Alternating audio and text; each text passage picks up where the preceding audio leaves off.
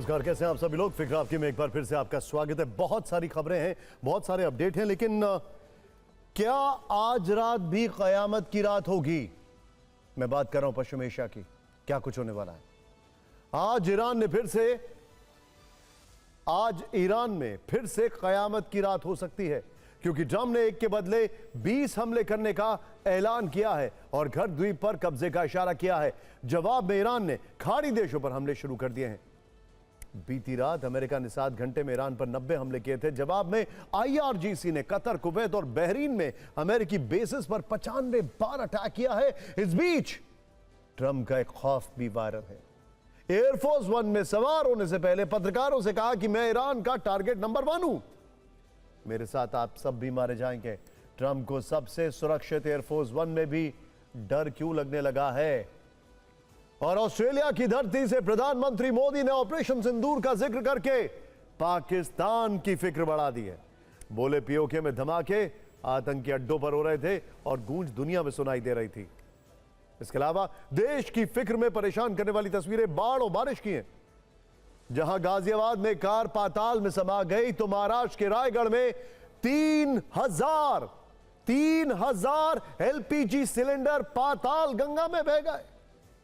और फिक्र में हम आपको यूपी में करप्शन के king retired ARTO Lalit Kumar से मिलवाएंगे, जिन्होंने घर के कोने कोनों में नोटों की गड्डियां छिपा रखी थी। विजिलेंस टीम को छापेमारी में 1.62 करोड़ रुपए कैश और 13 किलो सोना और 9 किलो चांदी मिली है। लेकिन पहले खाड़ी में नए युद्ध की फिक्र। अमेरिका और ईरान में बारूदी संघर्ष का नया राउंड शुरू हो चुका है, जिसमें डिप्लोमेसी ऑफ और खाड़ी में महायुद्ध का बटन ऑन हो गया है। ऑफ कोर्स, बटन ऑन करने वाला कौन है, समझ गए होंगे आप। खाड़ी में एक बार फिर बम और मिसाइल गिर रही है और तबाही की तस्वीर ईरान से कुवैत, कतर और बहरीन तक देखने को मिल रही है। सवाल यह है कि यह लड़ाई आखिर कैसे रुकेगी और इसे कौन रोकेगा? अमेरिका और ईरान के बीच दुश्मनी के नए चैप्टर में क्या क्या हुआ, किसने शुरुआत की, सबसे पहले यह देख लेते हैं। हमला एक बार फिर से अमेरिका की तरफ से हुआ है। कल ट्रंप ने कहा था कि ईरान पर दोबारा अटैक होगा। इस बार टारगेट ईरान के पावर प्लांट्स और इंफ्रास्ट्रक्चर होंगे। आधी रात हुआ भी वैसा ही। सेंटकॉम ने ईरान पर चुन चुन कर एयर स्ट्राइक्स की हैं। अमेरिकी सेना की तरफ से कहा गया है कि 7 घंटे में कुल 90 हमले किए गए हैं। ईरान की तरफ से भी जवाबी कार्रवाई हुई है। ईरान ने खाड़ी के 3 देश कतर, कुवैत और बहरीन को टारगेट किया। वहां अमेरिकी बेसिस पर करीब 95 हमले किए। ठीक एक दिन पहले भी जब अमेरिका ने 5 घंटे में 80 अटैक किए थे, तब भी ईरान ने जवाब में 85 हमले किए थे।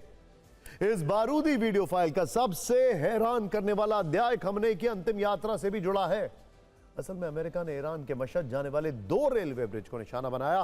तेहरान और मशहद को जोड़ने वाली रेलवे लाइन पर अटैक से रेल सेवा रोकनी पड़ी। यह हमला ऐसे समय में हुआ है जब आज ही खमनेई को उनकी जन्मस्थली मशहद में सुपुर्द खाक किया गया।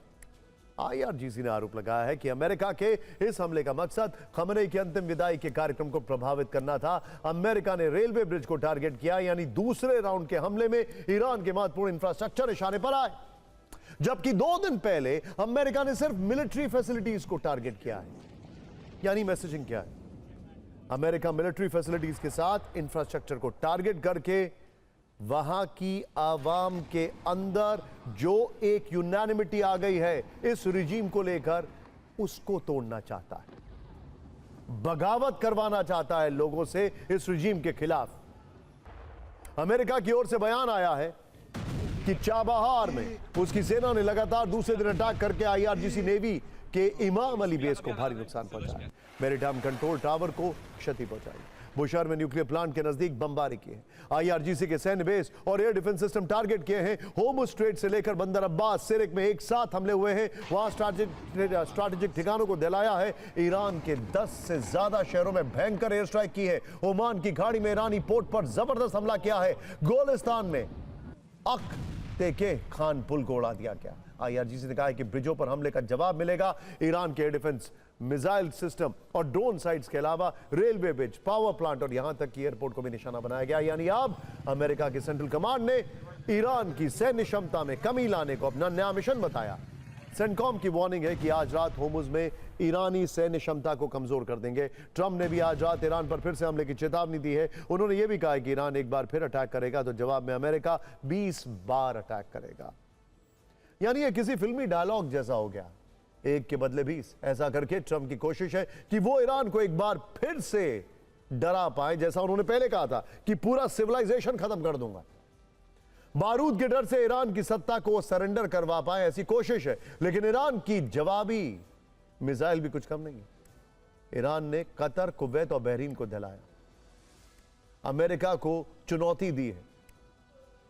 इन हमलों पर ईरान के विदेश मंत्री ने कहा है कि बयानबाजी नहीं, एक्शन से जवाब देंगे। ईरान के स्टेट टीवी पर कहा गया है कि पश्चिम एशिया में सभी अमेरिकी सैन्य बेस तबाह कर देंगे। मुश्तबा खमेनी के सलाहकार वेलियाती ने चेतावनी दी है कि एक्सेस ऑफ रेजिस्टेंस भी ट्रिगर दबाने को तैयार है।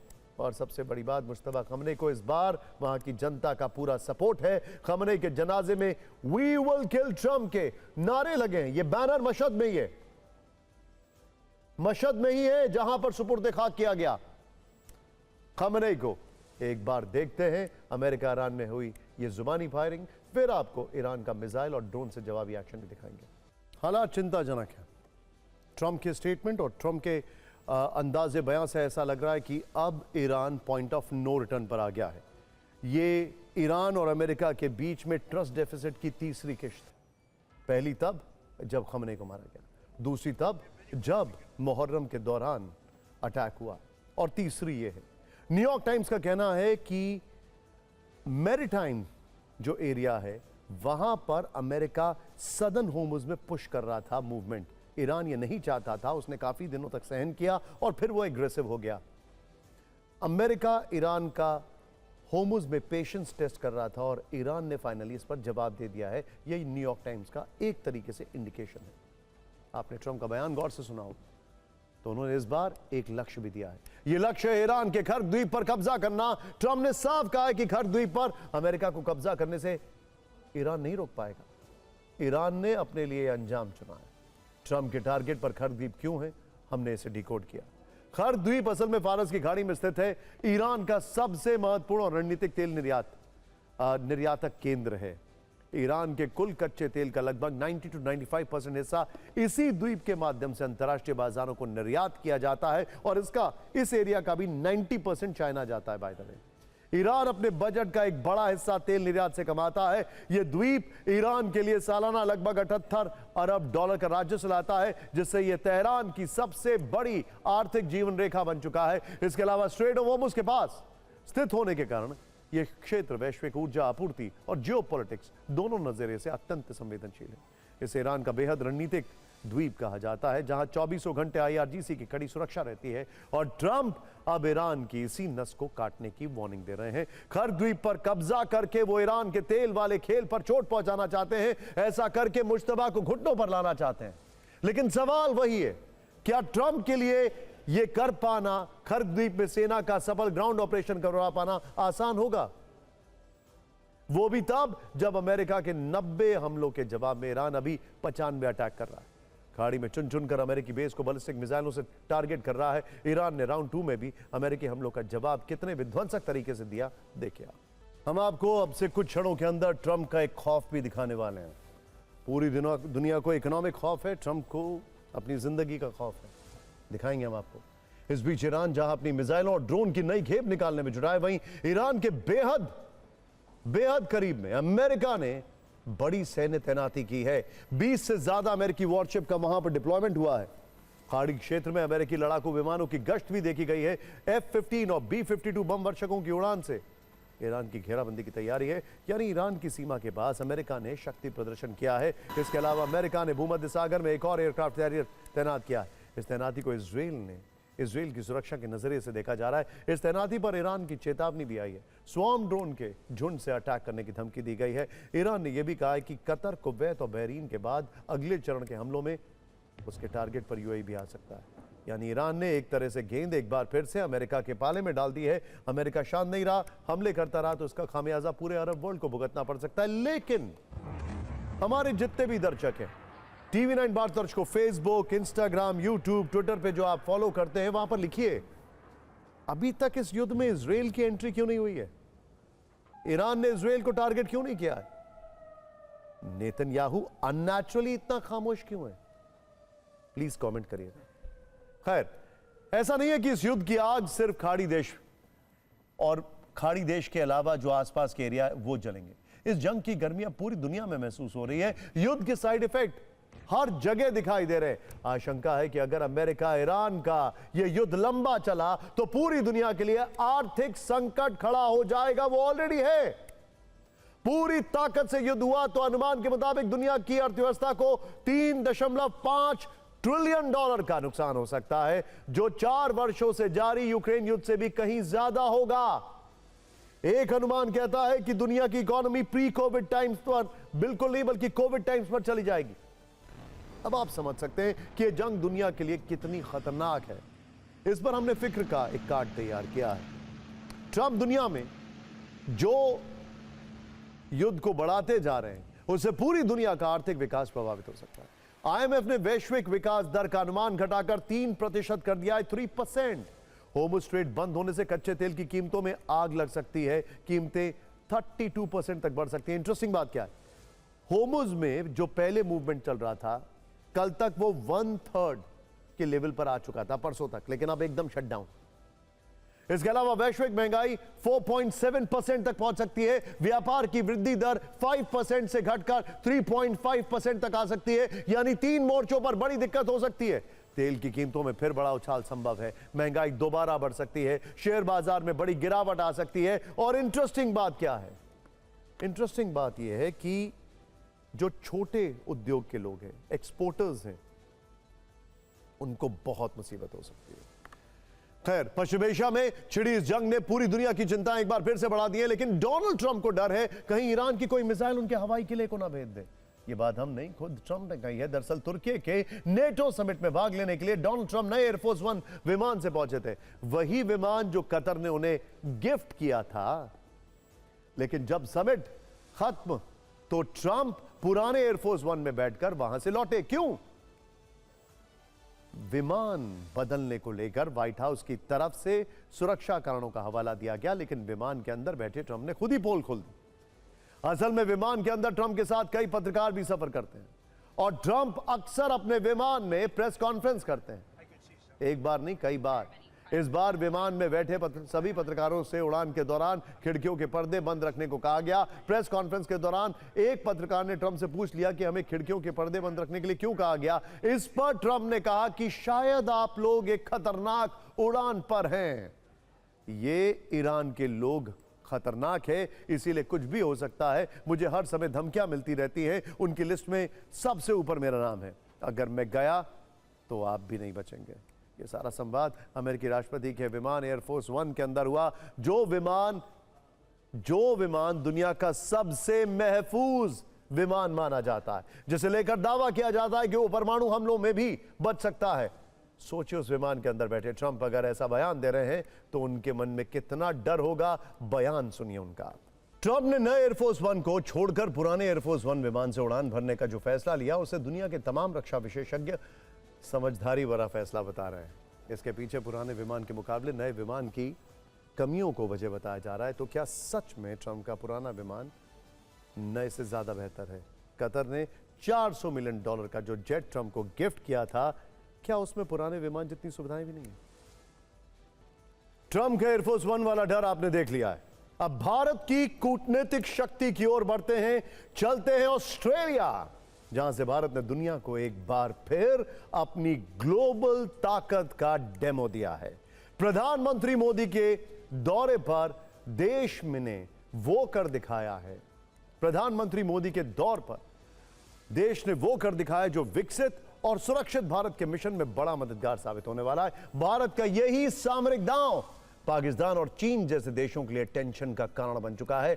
यह कैसे हुआ, इसे हम डिकोड करेंगे। प्रधानमंत्री मोदी 3 दिनों के ऑस्ट्रेलिया दौरे पर हैं।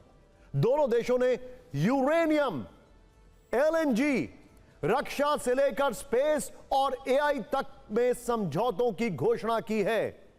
आज वो ऑस्ट्रेलिया के प्रधानमंत्री एंथनी अल्बनीज से मिले। मीटिंग के बाद ज्वाइंट प्रेस कॉन्फ्रेंस की, जिसमें डील की जानकारी शेयर की गई। दोनों देश कैसे अपनी दोस्ती को नए मुकाम पर ले जा रहे हैं, यह जानकारी हम आपको बताएंगे। पहले बात कूटनीति की पिच पर क्रिकेट वाले संदेश की। प्रधानमंत्री मोदी ने ऑस्ट्रेलिया के साथ रिश्ते को क्रिकेट के टर्म में समझाया। T20 की रफ्तार से फैसले और टेस्ट मैच जैसी लंबी पार्टनरशिप का मतलब बताया। क्रिकेट भारत और ऑस्ट्रेलिया के रिश्तों की अपनी डिप्लोमेटिक लैंग्वेज है, इसलिए हमारी मीटिंग्स भी क्रिकेट जैसी लगती है। एजेंडा वनडे जैसा फोकस है, डिसीजन T20 जितने तेज है और पार्टनरशिप टेस्ट मैच जितनी लंबी और गहरी। देखा आपने, यहां पर अब बात हो रही है दोनों देशों के करीब आने की। और भारत ऑस्ट्रेलिया के बीच हुई डील वाले हिस्से की अगर बात करें तो आपको सरल भाषा में 9 बड़े समझौतों की जानकारी देते हैं। देखिए, सबसे पहले और सबसे इंटरेस्टिंग परमाणु सहयोग की बात करें। भारत को ऑस्ट्रेलिया यूरेनियम सप्लाई करेगा। बिजली में आत्मनिर्भरता और 2047 के विकसित भारत में इसे बड़ा कदम माना जा रहा है। नंबर 2, समृद्ध इंडो पैसिफिक सहयोग पर अपनी साझा प्रतिबद्धता दोहराई। दोनों देशों ने माना कि क्षेत्रीय सुरक्षा के लिए प्रभावी समुद्री सहयोग बेहद जरूरी है। समंदर में चीन के बढ़ते दखल के बाद समुद्री सुरक्षा इस वक्त एक बहुत बड़ा मसला है। इस पर भी कई समझौते हुए हैं। भारतीय तटरक्षक और ऑस्ट्रेलियाई मैरीटाइम बॉर्डर कमांड के बीच MOU साइन किया गया। इसके अलावा आतंकवाद के खिलाफ सहयोग पर बात हुई है। यूएन सिक्योरिटी काउंसिल में सुधार पर भी ऑस्ट्रेलिया और भारत एक दूसरे का समर्थन करेंगे। क्रिटिकल मिनरल्स वाली डील भी हुई है। दोनों देश लिथियम समेत कई महत्वपूर्ण खनिजों की सप्लाई चेन और प्रोसेसिंग में मदद करेंगे। कारोबार और निवेश की बात करें तो दोनों देशों के बीच CECA पर काम किया जा रहा है। CECA का मतलब है कॉम्प्रिहेंसिव इकोनॉमिक कोऑपरेशन एग्रीमेंट। इससे व्यापार को बूस्ट मिलेगा। अंतरिक्ष सहयोग पर भी समझौते हुए हैं। गगनयान मिशन में ऑस्ट्रेलिया भारत की मदद करेगा। शिक्षा और स्किल डेवलपमेंट में सहयोग पर सहमति बनी है। इसके तहत भारत में ऑस्ट्रेलिया यूनिवर्सिटी के कैंपस खुलेंगे। साइबर और नई तकनीक की बात करें तो AI, क्रिटिकल टेक्नोलॉजी और सप्लाई चेन को लेकर भी साझेदारी हुई है। यानी टेक्नोलॉजी से लेकर अंतरिक्ष तक, समुद्री सुरक्षा से लेकर आर्थिक साझेदारी बढ़ाने तक पर जोर है। ये समझौते ऐसे वक्त में हुए जब चीन अपने सैन्य विस्तार और हिंद प्रशांत क्षेत्र में विस्तारवादी नीति पर आगे बढ़ रहा है।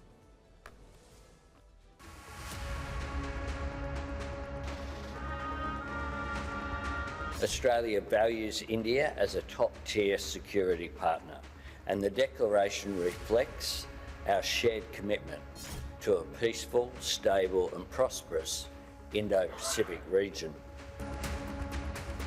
इंडो पैसिफिक केवल 2 महासागरों का संगम नहीं है, यह भारत और ऑस्ट्रेलिया जैसे लाइक माइंडेड डेमोक्रेसीज के शेयर्ड एस्पिरेशंस का भी प्रतीक है। Please welcome the Prime Ministers of Australia and India.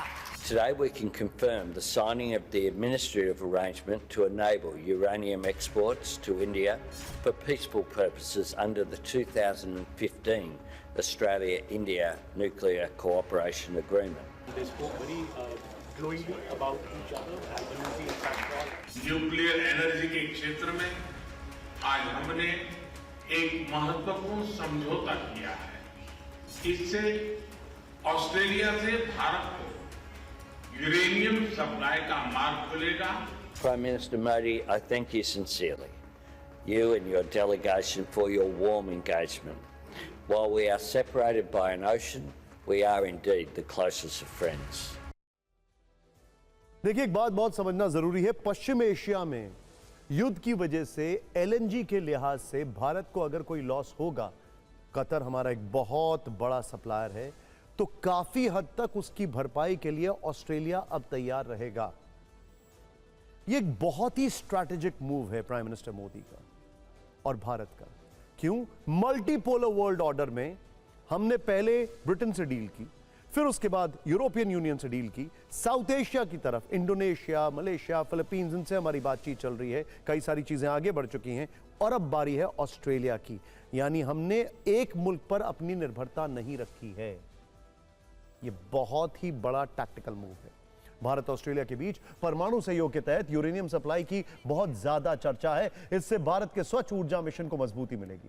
PM Modi ने खुद कई बार इसका जिक्र किया। भारत की ऊर्जा जरूरतों का यह कैसे परमानेंट समाधान करेगा, इसे समझते हैं। परमाणु रिएक्टर से बिजली बनाने के लिए यूरेनियम जरूरी है। भारत के कुल बिजली उत्पादन में परमाणु ऊर्जा का हिस्सा सिर्फ 3% है। भारत 2047 तक 100 गीगावाट परमाणु ऊर्जा का उत्पादन करना चाहता है, जो लगभग 6 करोड़ घरों को बिजली देने के लिए पर्याप्त होगा। सरकार ने 2070 तक नेट जीरो कार्बन उत्सर्जन का लक्ष्य रखा है। इसके लिए कोयले पर निर्भरता करने और परमाणु ऊर्जा क्षमता बढ़ाने की योजना है। कोयले पर निर्भरता कम करने, जिससे यूरेनियम बड़ा फैक्टर होगा। यानी यूरेनियम से बिजली उत्पादन बढ़ेगा तो कोयले पर निर्भरता कम होगी। वैसे तो परमाणु सहयोग को लेकर 2014 में ही ऑस्ट्रेलिया से समझौता हुआ था, लेकिन तकनीकी प्रक्रियाएं पूरी नहीं होने से यूरेनियम की सप्लाई शुरू नहीं हो पाई। इस डील के बाद अब ये ब्रेकर हट गया है। भारत इस वक्त 4 देशों से यूरेनियम खरीद रहा है। ऑस्ट्रेलिया का नंबर 5वां है। कजाकिस्तान भारत का सबसे बड़ा यूरेनियम सोर्स है। वहां से लगभग 50% यूरेनियम भारत खरीदता है। कनाडा से लगभग 30% यूरेनियम आता है। रूस का हिस्सा 10 से 15% है। उज्बेकिस्तान से करीब 10% यूरेनियम भारत खरीदता है। ऑस्ट्रेलिया से कितना यूरेनियम सप्लाई होगा, अभी इसकी डिटेल आनी बाकी है। ब्यौरा आने पर यह पता चलेगा कि सप्लाई वाले देशों की लिस्ट में वो किस स्थान पर है। ऑस्ट्रेलिया के पास दुनिया का लगभग 28% यूरेनियम भंडार है, लेकिन वो ना तो परमाणु ऊर्जा का इस्तेमाल करता है और ना ही परमाणु हथियार का। वो पूरा निर्यात कर देता है। भारत में यूरेनियम का भंडार तो है, लेकिन बिजली प्रबंधन के लिए जिस क्वालिटी का यूरेनियम चाहिए वो मौजूद नहीं है। इसीलिए विदेशों से आयात करना पड़ता है। कूटनीति की पिच पर मजबूती दिखाने के बाद प्रधानमंत्री मोदी ने 30,000 भारतीयों को मेलबर्न में संबोधित किया। वो 12 साल में 3 बार ऑस्ट्रेलिया जा चुके हैं। यानी क्रिकेट की भाषा में कहें तो यह उनका हैट्रिक दौरा हो चुका है। मेलबर्न मीट्स मोदी कार्यक्रम में उन्होंने ऑपरेशन सिंदूर का जिक्र करते हुए इशारों में चीन और पाकिस्तान को कड़ा संदेश दिया।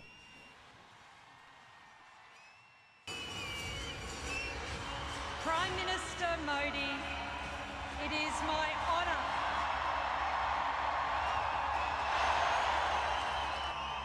मेलबर्न शहर एक दिन में ही 4 सीजन के दर्शन करा देता है, लेकिन भारतीय समुदाय ने अपने कल्चरल कलर से इसको और वाइब्रेंट बना दिया है। भारत जब मदद भेजता है तो पासपोर्ट का रंग नहीं देखता। आपने ऑपरेशन सिंदूर के दौरान डेमो तो देख ही लिया होगा। धमाके आतंकियों के अड्डों पर हो रहे थे और गूंज पूरी दुनिया में सुनाई दे रही थी। आप ऐसे ही भारत ऑस्ट्रेलिया संबंधों को अपने जोश से भरते रहिए, चौके छक्के मारते रहिए। आपकी सफलता में ही भारत और ऑस्ट्रेलिया की सफलता है।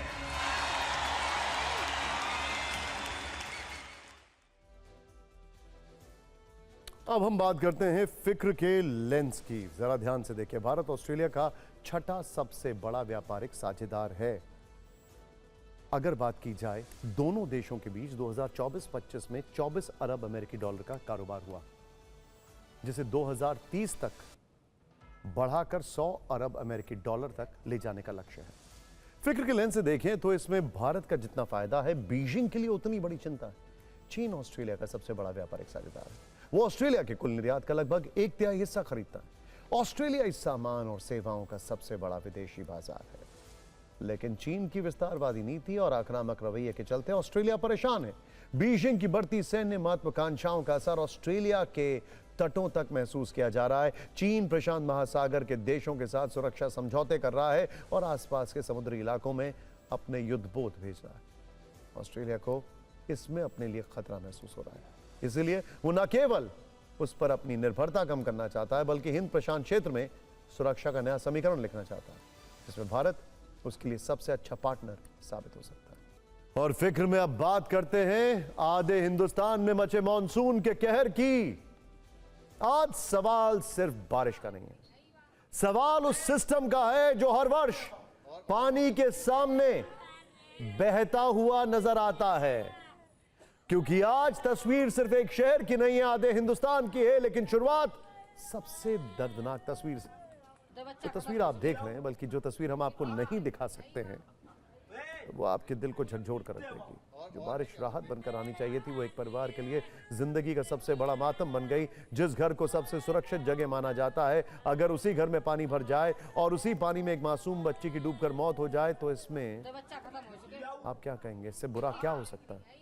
मानसून का पानी सड़कों पर है, गलियों में है, लेकिन गाजियाबाद के सर्वोदय नगर इलाके में बारिश का पानी एक गरीब के आशियाने में काल बनकर घुसा। पानी की ऐसी ही हैरान करने वाली तस्वीर पूरे देश से आ रही है।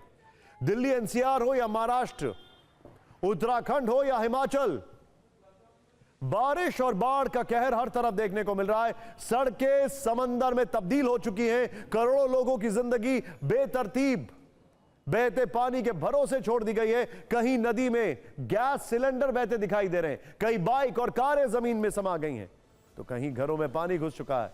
दिल्ली की सड़कें कुछ घंटों की बारिश में नदी बन जाती हैं।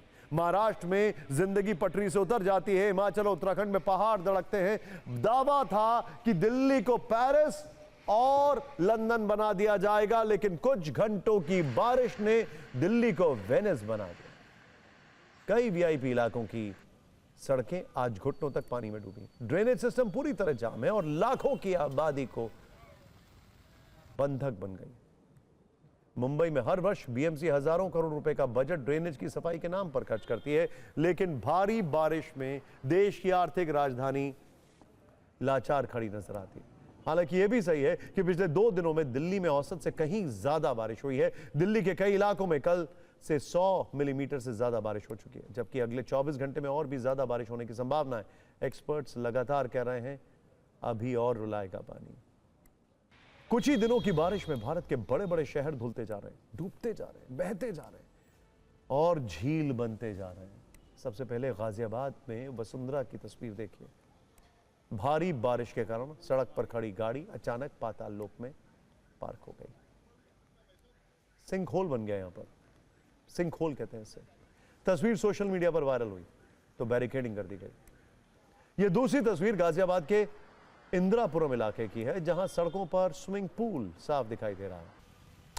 गाड़ी की नहीं, बोट्स की जरूरत है। सिर्फ यह है कि लोगों के पास 2 ऑप्शन है, या तो स्विमिंग कर लें या नाव चला लें। इंदिरापुरम के पास ही नेशनल हाईवे 24 पर भी काफी पानी जमा है। लोगों की गाड़ियों में पानी घुस रहा है, जबकि पैदल चलने वालों के लिए कमर तक पानी है। गाजियाबाद और नोएडा के बाद अब दिल्ली का हाल देखिए। दिल्ली के संगम विहार में कई जगहों पर पानी भर गया, गाड़ियां डूबी हुई। जहांगीरपुरी में बसों के अंदर बारिश का पानी भर गया। हालांकि मिंटो रोड से अब तक पानी भरने की तस्वीर नहीं आई है। दिल्ली के रोहिणी सेक्टर 16 में भारी बारिश के बीच 4 मंजिला निर्माणाधीन इमारत ढह गई। इस हादसे में 3 लोगों की मौत हो गई। मलबे में फंसे कई लोगों को राहत और बचाव दल ने सुरक्षित बाहर निकाल लिया। दिल्ली की सीएम रेखा गुप्ता खुद कई जगहों पर निरीक्षण करती दिखी।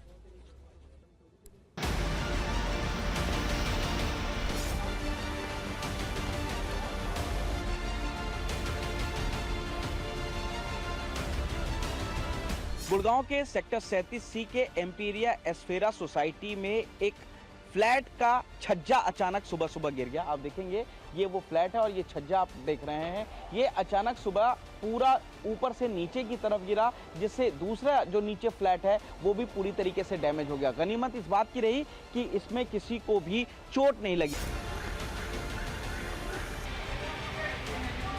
गाजियाबाद के वसुंधरा इलाके के सेक्टर 13 के अंदर घर के सामने खड़ी एक गाड़ी और साथ ही एक बाइक सड़क धंसने से उसमें समा गई। इस वक्त हम ठीक मौके पर मौजूद हैं, जहां आप तस्वीरों में देख सकते हैं कि करीब यहां पर 10 से 15 फुट सड़क धंस चुकी है। नीचे जो काम करने वाले मजदूर हैं वो काम करते हुए आपको तस्वीरों में नजर आएंगे। ये मेरे ठीक सामने आपको जो कार नजर आ रही है, यह वही गाड़ी है जो कि सड़क धंसने के बाद उसमें समा गई थी और अब इसे बाहर निकाल लिया गया है। सड़कों पर काफ़ी तादाद में पानी भरा हुआ नज़र आ रहा है। इस वक्त आप देख सकते हैं तस्वीरों में कि जहां तक नज़र जाती है आपको सड़क पर सिर्फ पानी ही पानी नज़र आएगा। महर्षि दयानंद चौक इसे कहा जाता है और सड़क के चारों तरफ पानी ही पानी भरा हुआ है, जिससे गुजरती हुई गाड़ियां आपको नज़र आएंगी। मेरे ठीक सामने आप देख सकते हैं कि कैसे इस पानी से होकर गाड़ियां गुजरती हुई आपको नज़र आ रही होंगी। दिल्ली एनसीआर से थोड़ा आगे जाने पर अलीगढ़ और मेरठ में भी आज खूब बारिश हुई है, जिसमें शहर के कई हिस्से पानी में डूब गए। मेरठ के एक अस्पताल में बारिश का पानी घुस गया। अस्पताल के कर्मचारी वाइपर लेकर पानी निकालते दिखे हैं। मथुरा वृंदावन में बारिश के बाद बांके बिहारी मंदिर के मुख्य रास्ते पर पानी भर गया। श्रद्धालु गंदे पानी को पार कर दर्शन करने को मजबूर हुए। यहाँ दुकानों में भी पानी घुस गया है। यूपी के सहारनपुर में बारिश से नदियां उफान पर हैं। पानी के तेज बहाव में बहे बाइक सवारों को स्थानीय लोगों ने बचाया। गुरुग्राम में आज पानी में डूबी सड़कों की तस्वीर तो नहीं आई, लेकिन भारी बारिश में एक हाई राइज इमारत की पूरी बैल्कनी ही गिर गई। राहत की बात यह रही कि उस वक्त वहां कोई मौजूद नहीं था। नहीं तो सोचिए, अगर बारिश के इस मौसम में उस बैल्कनी में कोई चाय और पकौड़ों का आनंद ले रहा होता तो क्या होता। खैर, देश में बाढ़ बारिश की इन तस्वीरों के बाद एक तथ्य आपके सामने पेश करते हैं। सरकार बार बार कह रही है कि एथेनॉल मिक्स पेट्रोल का इस्तेमाल बड़ा फायदेमंद साबित होता है। इससे भारत की विदेशी कच्चे तेल पर निर्भरता कम होती है। भारत को कच्चे तेल का आयात कम करना पड़ेगा। इससे देश में विदेशी मुद्रा भंडार बढ़ेगा और अर्थव्यवस्था बेहतर होगी। लेकिन क्या आप जानते हैं कि देश में सिर्फ ट्रैफिक जाम में फंसने की वजह से ही देश की अर्थव्यवस्था का कितना नुकसान हो रहा है। बारिश की वजह से लगने वाला ट्रैफिक जाम सिर्फ लोगों की परेशानी नहीं है, यह समय, ईंधन, उत्पादकता और पर्यावरण चारों मोर्चों पर भारी आर्थिक नुकसान पहुंचाता है। भारत सरकार के आर्थिक सर्वेक्षण में भी इसका उल्लेख किया गया है। सरकारी रिपोर्ट में दावा किया गया है कि वर्ष 2014-15 से लेकर 2026 तक यानी पिछले लगभग 12 वर्षों में सरकार ने 1,90,000 करोड़ रुपए की विदेशी मुद्रा की बचत की है। यह आंकड़ा काफी बड़ा है, आप भी मानेंगे, लेकिन अब ध्यान से देखिए 4 महानगरों में ट्रैफिक जाम की तस्वीर क्या पेश कर रही है। वर्ष 2018 की ऊबर BCG की रिपोर्ट के मुताबिक केवल दिल्ली, मुंबई, बेंगलुरु और कोलकाता में ट्रैफिक जाम की वजह से हर साल लगभग 22 अरब डॉलर यानी 1,50,000 करोड़ रुपए का आर्थिक नुकसान होता है। यह सिर्फ एक साल का आंकड़ा है। 12 वर्षों में यह नुकसान 18 लाख करोड़ रुपए तक पहुंच जाता है। सरकारी रिपोर्ट में दावा किया गया है कि पिछले 12 वर्षों में एथेनॉल ब्लेंडिंग की वजह से 310 लाख मीट्रिक टन कच्चे तेल का आयात टला। लेकिन देश के सभी शहरों में ट्रैफिक जाम होने वाले नुकसान का अनुमान लगाया जाए तो यह आंकड़ा कितना होगा, आप कल्पना भी नहीं कर सकते। वर्ष 2017 की CRRI की स्टडी के मुताबिक पूरे देश में भीड़ भाड़ और जाम के चलते हर दिन लगभग 960 करोड़ रुपए का अतिरिक्त ईंधन जलता है, जो सालाना लगभग 3.5 लाख करोड़ रुपए बैठता है। जबकि 20% एथेनॉल ब्लेंडिंग से भारत सालाना 700 करोड़ लीटर कच्चा तेल और लगभग 43,000 करोड़ रुपए की विदेशी मुद्रा बचा रहा है। सिर्फ दिल्ली में आम लोगों को जाम की कितनी कीमत चुकानी पड़ती है, इसके आंकड़े हैरान करने वाले हैं। अकुशल मजदूर सालाना 7,200 से 19,600 रुपए का नुकसान, कुशल श्रमिक सालाना 8,300 से 23,800 रुपए का नुकसान, उच्च कुशल पेशावर सालाना 9,000 से 25,900 रुपए का नुकसान। हाई स्किल्ड इनकम वाले शहर बेंगलुरु का भी यही हाल है। Institute for social and economic change यानी ISEC के एक अध्ययन के मुताबिक वर्ष 2018 में बेंगलुरु में ट्रैफिक जाम की वजह से करीब 7,07,000 काम के घंटे बर्बाद हुए हैं, जिसकी आर्थिक लागत करीब 1,170 करोड़ रुपए की गई है। कुल मिलाकर यह कहा जा सकता है कि भारत को इस वक्त ईंधन और विदेशी मुद्रा बचाने के लिए एथेनॉल वाले पेट्रोल से कहीं ज्यादा खराब ट्रैफिक के मैनेजमेंट की जरूरत है। इससे काफी पैसा, विदेशी मुद्रा और समय को बचाया जा सकता है। और इसका उपाय क्या है, कभी यह सोचा आपने? इसका उपाय है बेहतर और मजबूत पब्लिक ट्रांसपोर्ट सिस्टम। खैर, दिल्ली NCR से निकलते हैं, ये ट्रैफिक की खबरों से निकलते हैं और आपको लेकर चलते हैं महाराष्ट्र, जहां करीब 3,000 गैस सिलेंडर पानी में बह गए। हजारों किलोमीटर समुद्र पार करके आने वाला गैस सिलेंडर रायगढ़ की पाताल गंगा नदी को पार नहीं कर पाया। यह मामला महाराष्ट्र के रायगढ़ जिले की पनवेल तहसील का है। यहां पाताल गंगा नदी में अचानक बाढ़ आ गई, जिसके कारण पानी HPCL पाताल गंगा LPG बॉटलिंग प्लांट में घुस गया। इससे करीब 3,000 सिलेंडर पानी में बह गए। नदी में बहते सिलेंडर को देखने के लिए लोगों की भीड़ जमा हो गई। कुछ लोग तुरंत पानी में उतरे और सिलेंडर बाहर निकालकर अपने साथ ले जाने लगे। हालांकि बहुत ही खतरनाक हो सकता था, लेकिन फ्री की चीज लूटना भारत में लोगों को काफी पसंद है, इसीलिए वो ज्यादा खतरों की परवाह नहीं करते। अधिकारियों ने लोगों से नदी के बहाव की दिशा में मिलने वाले किसी भी सिलेंडर को ना छूने और ना ही उसे इकट्ठा करने की अपील की है। उनका कहना है कि सिलेंडरों में गैस हो सकती है जो खतरनाक है। खालापुर खपोली के एक बॉटलिंग प्लांट HPCL के बॉटलिंग प्लांट में नजर आया, जहां पर गैस रिफिलिंग का एक बॉटलिंग प्लांट था, जिसके अंदर सैकड़ों की तादाद में गैस के खाली सिलेंडर रखे हुए थे, जिसे रिफिल करके बाहर बाजार में निकाला जाना था। लेकिन ये गैस के सिलेंडर ऊपर पहाड़ से आए मलबे के पानी के साथ बहते हुए पाताल गंगा नदी के अंदर चले गए और पाताल गंगा नदी के अंदर जाने के बाद दूर तक इन गैस सिलेंडर को बहते हुए देखा गया। जिसने भी ये नजारा देखा वो चौंक गया, क्योंकि ऐसे बरसात के पानी में गैस के सिलेंडर की इतनी बड़ी तादाद, इतनी बड़ी संख्या को एक साथ बहते हुए पहले कभी नहीं देखा गया। और अब सूरत की बात करते हैं। लगातार बारिश ने जिसकी सूरत बिगाड़ दी है। सूरत में पिछले 2 दिनों में 400 मिलीमीटर बारिश हुई है, जिसके कारण रिहायशी इलाकों से लेकर बाजार तक डूब गए हैं। शहर की कई मुख्य सड़कें नदी में तब्दील हो गई हैं, जबकि car, bike, truck, tractor, BRTS bus stand और पेट्रोल पंप तक कई फीट पानी में डूब गए। हालात इतने गंभीर हैं कि NDRF और फायर ब्रिगेड की टीमें लगातार बोट के जरिए राहत अभियान चला रही। अब तक 300 से अधिक लोगों को सुरक्षित निकाला गया, जबकि फायर ब्रिगेड ने अकेले 176 से ज्यादा लोगों का रेस्क्यू किया है। बारिश में शहर के करीब 100 टेक्सटाइल मार्केट डूब गए हैं। बेसमेंट में रखी करोड़ों रुपए की साड़ियां और ड्रेस मटेरियल बर्बाद हो गए। हजारों करोड़ रुपए के नुकसान का दावा किया जा रहा है। भारी बारिश के कारण देश के मैदानी इलाकों में सड़कें डूब रही हैं। पहाड़ी इलाकों में लैंडस्लाइड हो रहा है। हिमाचल प्रदेश के पानी में अचानक पहाड़ का एक हिस्सा टूटकर सड़क पर आ गया। राहत की बात यह रही कि इस दौरान वहां से कोई गाड़ी नहीं गुजर रही थी। उत्तराखंड के टिहरी में लैंडस्लाइड हुआ है। पहाड़ के दरकने के बाद मलबा नीचे आया। इसमें एक पुरानी खाली इमारत जमींदोज हो गई। लैंडस्लाइड से पहले ही दुकानदारों को वहां से खाली करा लिया गया था। वैष्णो देवी मार्ग पर लैंडस्लाइड हुई। इसके बाद बैटरी वाले ऑटो पर रोक लगा दी गई। हालांकि पैदल यात्रियों के जाने से नहीं रोका जा रहा है। फिक्र में अब 2 शुभ समाचार का समय आ चुका है। एक रक्षा क्षेत्र से जुड़ा है, दूसरा अंतरिक्ष वाली कामयाबी से। पहली खबर है कि DRDO ने Pinaka long range guided rocket का सफल परीक्षण किया। यह सिस्टम DRDO की ओर से अपग्रेडेड किया गया। यह गाइडेड वेरिएंट के रूप में काम करता है, जो दुश्मन के ठिकानों को पिन पॉइंट सटीकता के साथ नष्ट करने में सक्षम है। ओडिशा के चांदीपुर में परीक्षण किया गया। न्यूनतम 60 किलोमीटर की मारक क्षमता के साथ अपने लक्ष्य को हिट किया।